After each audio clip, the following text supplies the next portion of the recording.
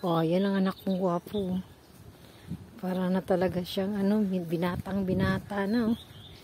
Bumisita kami sa favorite na park ni Popsi, ang Friedhof Cemetery. Gusto niya kasi maglakad-lakad. Yan.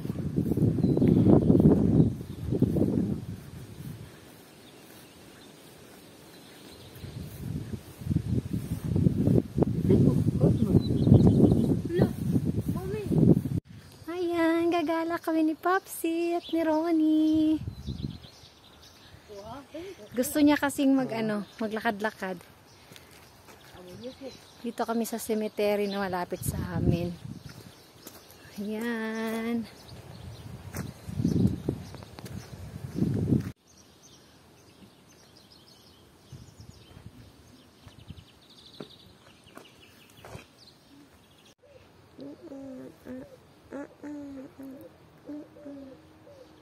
Ang tanga si Ronnie.